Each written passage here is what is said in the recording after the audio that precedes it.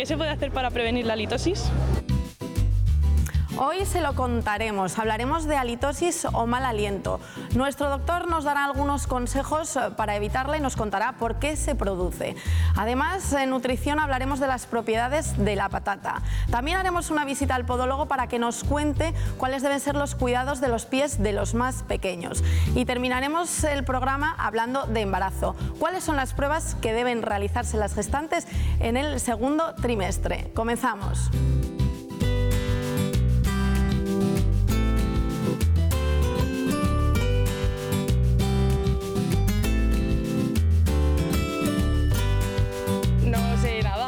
De la halitosis. Nada. Se supone que es cuando normalmente suele ser genético o algo así, se suele heredar. Litosis parecería que fuera algo referido a grasas, pero no lo sé. Muy buenas, Óscar, bienvenido. Gracias, Carmen. Halitosis no a todo el mundo le suena, mal aliento todo el mundo sabe de lo que se trata. Lo que pasa que no sé si todos los que lo padecen lo saben o se dan cuenta o no, o es que no sé si tiene que ser un síntoma muy Bueno, esto pasa un poquitín, Carmen, como con el olor de pies, ¿no? Todo el mundo se da cuenta en muchas ocasiones, menos el que lo padece. ¿Por qué? Pues porque cuando uno está acostumbrado a determinados olores, pues bueno, pues resulta que eso es lo habitual. Y todos tenemos la experiencia, por poner un ejemplo, de cuando vas a una granja donde hay cerdos, donde hay caballos, donde hay vacas, que entras al principio y notas un olor intenso a abono y a otra serie de cosas, pero al cabo de media hora realmente ya no te enteras absolutamente para nada del olor. Lo mismo nos pasa con la halitosis. Tan es así, Carmen, que más que un problema médico en muchas ocasiones constituye un problema social. Es decir, la halitosis, digamos que es un problema que sobre todo es una persona que tiene mal aliento o que cree que tiene mal aliento, que no siempre es que lo tenga, sino que hay veces que puede creerlo, o que hay ciertas cosas que son normales y las considera como anormales, como por ejemplo levantarse por la mañana con un cierto olor en la boca, que es muy habitual, y que generalmente ocasiona un trastorno básicamente social, no médico, pero sí un trastorno social. Porque la persona que tiene halitosis suele tener algún problema más o solo se refiere al aliento. Bueno, ¿algún síntoma más? Vamos por partes. La halitosis es un mal olor en el aliento, en los gases que expulsamos a través de la boca, que el 80% de las causas está en la misma boca, es decir, en la lengua, en los dientes, laringe, faringe y cosas por ahí. Pero no es el único sitio que nos puede dar halitosis. Por ejemplo, Carmen, ¿tú sabías que un ayuno prolongado puede dar halitosis? No. ¿No? Pues mira, los pediatras lo saben mucho cuando los niños entran en la denominada cetosis, es decir, ese niño que vomita, que no se encuentra bien, que tiene fiebre y que de repente el pediatra nada más le ve y dice, uy, este niño me huele como a manzana. Es verdad que los niños cuando tienen fiebre o el aliento les huele distinto. Eso ya es por otro motivo. ¿Por qué? Porque, por ejemplo, cuando ya tenemos fiebre y yo, por ejemplo, si tengo una infección en mi garganta por una bacteria, pues es muy frecuente que eso realmente desprenda un olor más o menos, entre comillas, apestoso. De hecho, los médicos están muy acostumbrados a muchas veces, según decimos al paciente abra la boca, metes el palo, como se le ocurre respirar al paciente, ya simplemente con el olor antes de mirar sus anginas, ya casi que hemos diagnosticado la bacteria de turno sencillamente por olor. Pero volviendo a las causas. Mira, de momento tenemos una halitosis fisiológica, ¿no? La halitosis fisiológica es esa halitosis de todos nosotros cuando nos levantamos por la mañana, que si le echamos el aliento a alguien realmente no va a ser muy agradable. Unos no es muy agradable y otros es profundamente desagradable. ¿Por qué, Carmen? Porque, bueno, durante la noche hay una disminución de la producción de saliva y hay un acúmulo mayor de células y ciertos detritus que lógicamente acaban desprendiendo olor. ¿Por qué se desprende este olor? Este olor es básicamente de las cosas que solemos tener en los dientes, en la lengua, entre los dientes, en fisuras que podemos tener en las muelas básicamente, y ocasionado como norma general por la descomposición de alimentos que quedan o por la descomposición de pequeñas partículas de sangre que tenemos, la misma descomposición de la saliva y por bacterias que tenemos ahí metidas, que unas pueden ser gran negativas y gran positivas, que quizás algún día expliquemos lo que es eso. Bueno, es una serie de bacterias que lo que nos producen son unos productos volátiles, algunos son sulfurosos relacionados con el sulfuro, y eso nos da la sensación de mal aliento. Y luego hay algunos alimentos que lógicamente lógicamente todos tenemos conciencia que lo pasa. Es decir, ¿quién no se ha tomado una alioli por la noche y al día siguiente es mejor mirar para otro lado cuando se encuentra alguien, ¿no? Sí, eso es cierto. Bueno, es que me ha hecho gracia lo de la alioli, porque a mí personalmente no me gusta, pero es verdad que cuando alguien lo toma y dices, por favor... A mí me encanta. Yo siempre he dicho que la alioli tiene que ser es una salsa, es un alimento que hay que comerlo en pareja, desde luego. Sí, mejor que con amigos. Bueno, has explicado las causas. Yo antes te preguntaba si, aparte del mal aliento, va acompañado de algún otro síntoma o se limita al mal aliento. Hombre, normalmente, como hemos dicho que el 80% de las causas están en la boca, pues no es infrecuente que tengamos alguna estructura dental dañada, desde caries que podemos tener a una gingivitis, que es la inflamación de la encía, de esa mucosa que nos digamos, recubre la parte ósea y nos sujeta un poquito los dientes, de todas las estructuras que hay por aquí. Hay veces que tenemos fístulas, es decir, alguna infección dental que tenemos y que tenemos una fístula permanente, que no es infrecuente, que no duele, que no da prácticamente ningún otro síntoma salvo el mal olor. Pero, por ejemplo, hemos dicho también que una infección de la garganta, de las amígdalas, nos puede dar un mal olor. Una sinusitis, fíjate qué cosa tan sencilla, es decir, tengo una sinusitis aguda o crónica y en la parte de delante, por ejemplo, de aquí, una sinusitis en esta zona, y eso también me puede dar un mal olor en mi aliento. Pero luego tenemos enfermedades, por ejemplo, esofágicas. Hay enfermedades donde se acumulan alimentos en el esófago y eso nos puede dar también mal aliento. Enfermedades gástricas, enfermedades hepáticas, enfermedades renales. Es muy típico también los enfermos de riñón, cuando están avanzados, que tengan un mal sabor de boca y un mal aliento. Como hemos dicho, el ayuno prolongado, el hacer dietas excesivas también nos lo puede dar, ciertos alimentos, el ajo es el típico, la cebolla no cabe ninguna duda que, por supuestísimo, la cebolla está también muy rica, pero hay que comerla en pareja, ¿no? ¿Quién no se ha comido en alguna ocasión, y al menos lo he hecho, un buen chicharrillo, una buena sardina enlatada con un poquitín de cebolla y pan? Seguro que tú no, pero yo sí. Yo no. Está riquísimo. Ahora, no se puede acercar nadie, eso es evidente, ¿no? Entonces, digamos que tenemos esos trastornos. También tenemos medicamentos que nos dan mal aliento. Algunos medicamentos, por ejemplo, que utilizamos para la hipertensión nos pueden dar mal aliento. Algunos medicamentos que utilizamos para la diabetes nos pueden dar mal aliento. Pero, lógicamente, si yo tengo una persona que tiene un problema de diabetes, le tengo con un determinado medicamento y va muy bien, en medicina siempre hay un dicho, si lo que va bien, mejor no lo toques. ¿Por qué? Porque el momento que lo tocas lo puedes descontrolar. Con lo cual, salvo que no le ocasionen muchos trastornos sociales, pues quizás es mejor que aguante un poquitín el mal aliento y que siga su diabetes correctamente controlada, que no empezar a menear los fármacos, los medicamentos, y que empecemos a descontrolar esa diabetes. Voy al diagnóstico. Ya no digo si es fácil o difícil, porque eso me lo tienes que explicar tú. Bueno, diagnósticos les hay muy técnicos, que es una cromatografía de gases, que yo no lo he visto nunca. Se supone que es un aparato muy grande y que ahí uno sopla y entonces, digamos, con un poco como tipo CSI, analiza esos gases y nos dice si hay sulfitos o sulfuros, no hay sulfuros, si hay ciertos componentes, unos u otros. Bueno, yo no lo he visto nunca y no sé si en España habrá alguno, y desde luego en muy pocos sitios. Luego hay un aparatito portátil que tampoco lo he visto jamás y que se utiliza pues soplando por él y analiza un poquito los componentes que puede tener ese aliento. Pero lo mejor, yo creo que es evidente que es un observador, es decir, es el propio paciente que además te viene con su mujer, su marido, su hijo o su sobrino, acompañado por alguien y dice, efectivamente es que desde hace tanto tiempo es que le huele muchísimo el aliento. Pues tampoco es muy complicado. ¿Por qué? Porque al no ser un problema médicamente muy importante, pues tampoco hay unos criterios diagnósticos, ¿no? para decir, se define como enfermedad porque tiene esto, esto y esto.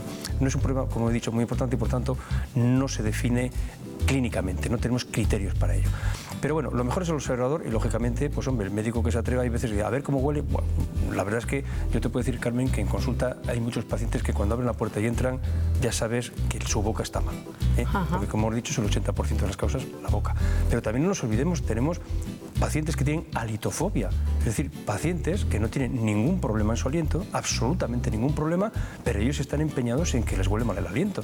Y realmente hay veces que para convencerles cuesta y tenemos que incluso, yo en concreto, me acuerdo una vez que tuve que llamar a un amigo de él que estaba en la sala de espera y digo, entra para acá. ¿A este hombre le huele el aliento? Y dice, no, pero te das cuenta que no te huele el aliento. O sea, es una obsesión, digamos, que tú tienes de que tienes un problema en la boca. Pero eso entraría ya en otro tipo de enfermedades. No, porque nuestro sistema olfatorio, que es al final que tenemos, y digamos que la sensación de mal aliento que tiene una persona va a través de la parte de atrás de la boca, pues bueno, cada uno tenemos nuestro sistema olfatorio que funciona de una forma o de otra. Y no tiene por qué ser una obsesión, sino que, digamos, puede ser un funcionamiento peculiar de lo que realmente no es una enfermedad.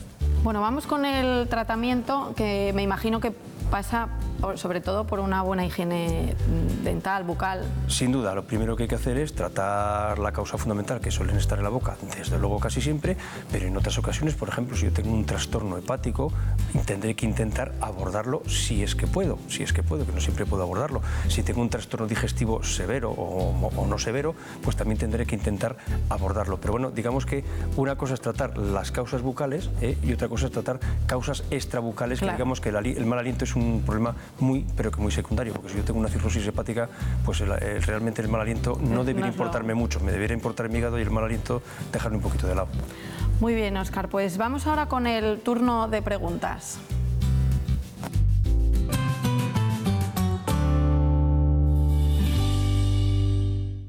¿Qué se puede hacer para prevenir la halitosis?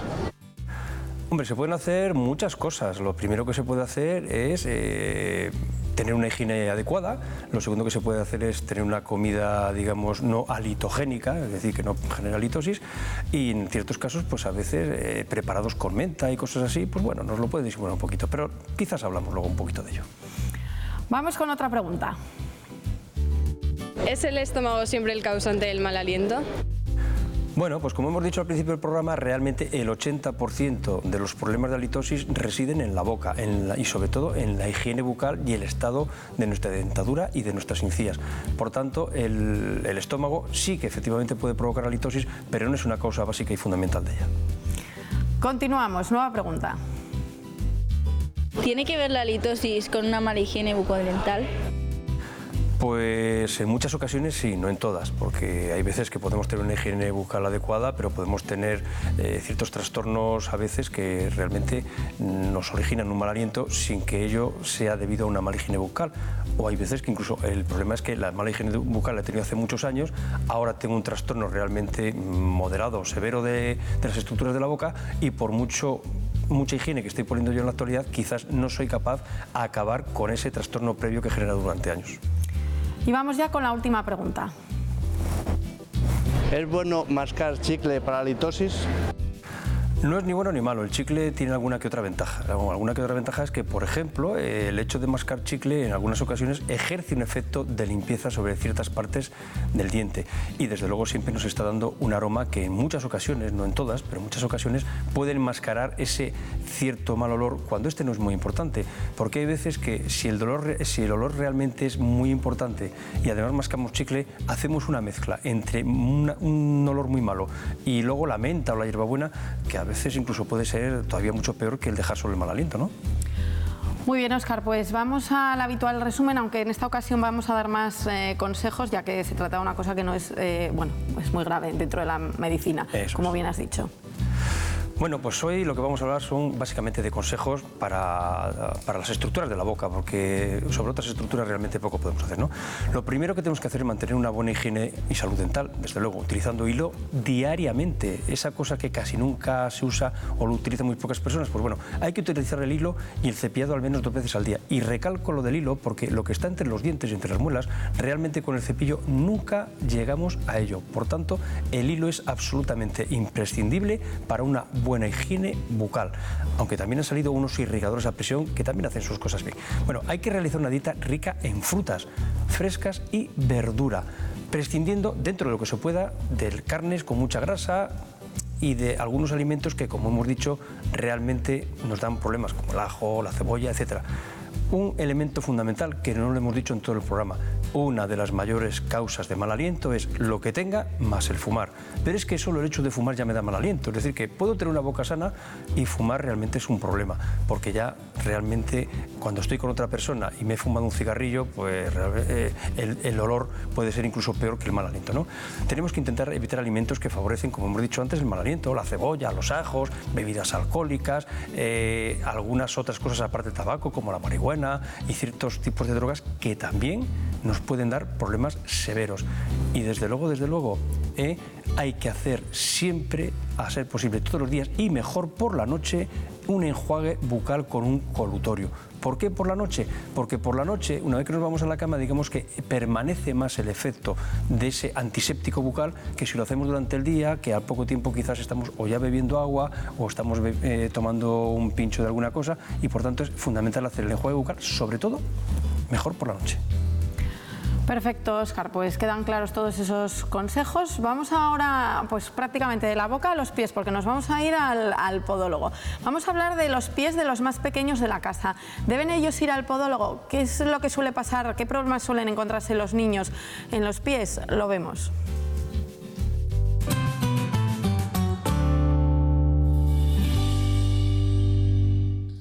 Los niños deben visitar al podólogo prácticamente desde el nacimiento. Es muy importante que cuanto antes tomemos medidas en los tratamientos del pie, antes vamos a poder solventar las cosas. Las cosas más frecuentes que ve el podólogo cuando un niño nace suelen ser problemas con el corte de las uñas. El primer corte de las uñas es muy importante y es muy importante ya hacerlo bien desde el principio para evitar a posteriori uñas encarnadas o otros problemas. El bebé, como no camina, lo que le pasa en la uña del pie es que todo el tejido blando que envuelve a la uña se monta encima de la uña. Entonces es muy importante que esa uña sea un poquito larga y bien cuadrada para que nos mantenga en la parte blanda en su sitio. Entonces nunca debemos cortar en exceso esa uña en un primer corte, sino más bien dejarla crecer, proteger el resto del pie para que no haya heridas en otros sitios, para que esa uña no nos haga daño, pero nunca cortarlas en exceso. Ni de bebé ni cuando sea más mayor esas uñas se deben cortar en exceso. Siempre hay que dejar, la uña nos va a hacer una función de palanca y necesitamos que sea un poquito o tan larga como el dedo para que nos ayude a caminar bien y prevenir que las uñas se encarnen. Una vez el niño empieza ya a moverse, a gatear, es muy importante dejarlo gatear y que el niño gatee. Hay muchos tipos de gateo, no es el típico gateo a cuatro patas que estamos acostumbrados, sino que el niño tiene que empezar a desplazarse a su manera para conseguir una buena musculatura y una buena orientación espacial. El niño, a través de su brazo, va a medir las distancias para que luego, cuando él empieza a caminar, tenga una buena orientación y una buena consolidación de sus piernas. Sí que los podólogos desaconsejamos el uso de tacatacas como elementos donde ponemos al niño todavía con poca musculatura en las piernas y en el que pase muchas horas. Es un elemento que nos da un poco de ayuda porque el niño lo tenemos controlado y está de pie, porque él va a querer estar de pie, pero nos va a perjudicar en cuanto a que no tiene estructura suficiente para soportarse tanto tiempo en esa postura y con ese arqueamiento artificial que nos produce el tacataca. Una vez ya tenemos un niño de 3-4 años, que es cuando realmente a nivel de pediatra se empieza a hacer caso o se empieza a valorar el pie plano o el pie plano valgo infantil, que es el más común en esas edades de 3-4 años, valoramos cómo se ha formado el arco del niño. Cuando eso no se da, cuando ponemos un niño de pie a esa edad, a los 3-4 años, y ese pie nos queda plano y el talón muy inclinado hacia adentro, ahí empezamos a pensar que hay un pie plano valgo infantil. El tratamiento que hacemos para esos pies, las opciones de tratamiento van desde una serie de ejercicios musculares a una protección, a una consideración especial en el zapato, a un tratamiento ortopodológico de plantilla o incluso a la cirugía. Depende un poco del grado de pie plano ante el que estemos. Además de los problemas con la pisada o problemas biomecánicos del pie, en nuestras consultas de podología recibimos muchos niños con problemas tanto de uñas encarnadas como de papilomas. Los papilomas son infecciones víricas, son realmente verrugas plantares que nos aparecen generalmente cuando acaba la temporada de verano. Estos los tratamos de formas con distintos tratamientos, pero todos adaptados a un tema infantil, es decir, que no duelan, que no generen una aversión hacia el podólogo. Estábamos comentando, Óscar y yo, lo bonitos que son los pies de los bebés y niños y cómo luego es una parte del cuerpo, ¿verdad?, que se estropea muchísimo. No se estropea, lo estropeamos exclusivamente a base de los zapatos que hacemos mal. Es curioso, pero hay veces que cuando llega una persona a la consulta, mujeres que suelen tener más problemas de pies, lo que hago es sacar un folio, la digo que ponga el pie encima, lo dibujo el pie y luego le pongo el zapato encima. Y en muchas ocasiones digo, dígame usted cómo es capaz de meter el pie en este zapato. Y se quedan asombrados. O sea, que eso haces con tus pacientes. A veces, porque hay personas que no reconocen que los zapatos les dan problemas. Entonces, claro, cuando de repente ven que el zapato es mucho más estrecho que el pie o es más corto que el pie, pues así todo, alguna todavía no se convence. Ya, no, seguro. Lo importante, antes guapa que sencilla, ¿no? Eso es, antes guapa que sencilla. Bueno, vamos ahora a hablar de nutrición, de un alimento que yo creo que a todo el mundo le gusta, que es la patata, bien cocida, bien frita, bueno, como sea, por lo menos a mí me encanta, pero es verdad que en muchas dietas pues se prohíbe, engorda mucho, hidrato de carbono. Nuestra nutricionista nos va a contar las propiedades nutritivas de la patata.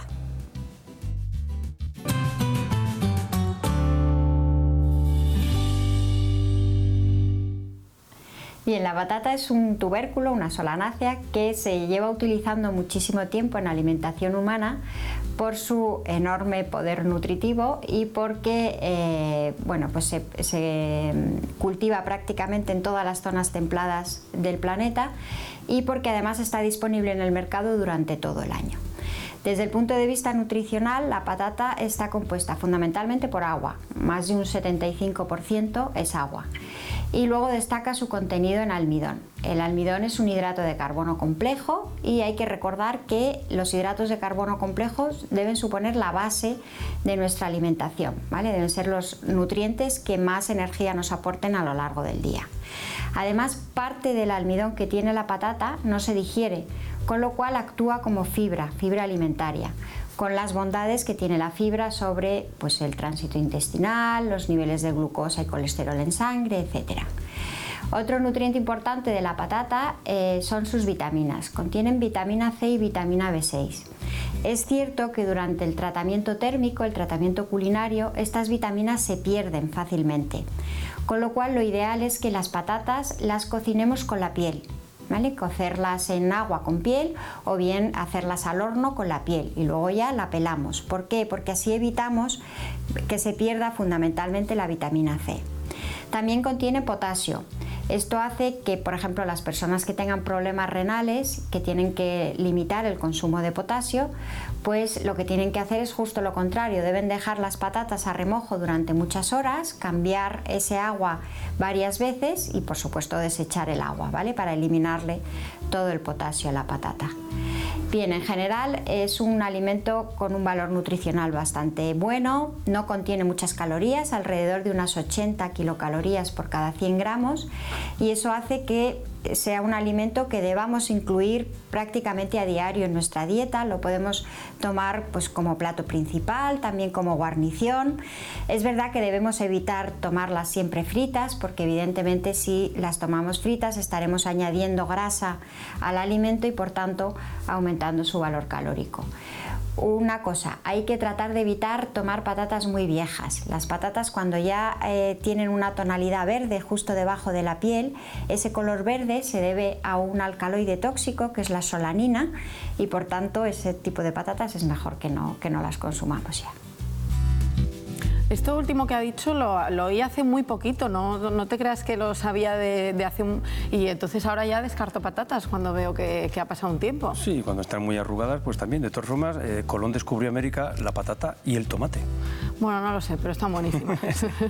Bueno, vamos a cambiar de tema, vamos a hablar de embarazo. Hoy, concretamente, de las pruebas que debe hacerse una embarazada en el segundo trimestre de gestación.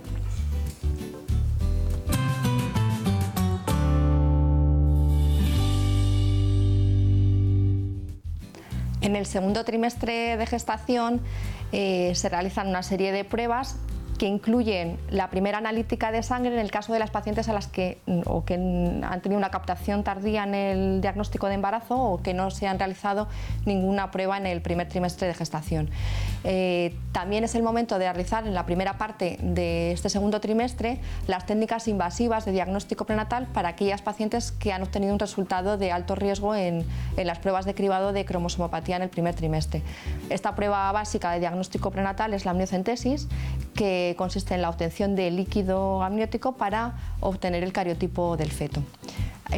aproximadamente entre la semana 20 y la 22 de gestación se lleva a cabo la segunda ecografía, que es la más importante del embarazo y que es la ecografía de diagnóstico morfológico, porque aquí están ya formados todos los órganos del feto, con lo cual vamos a poder ser capaces de diagnosticar si existe algún tipo de malformación que sea incompatible con la vida.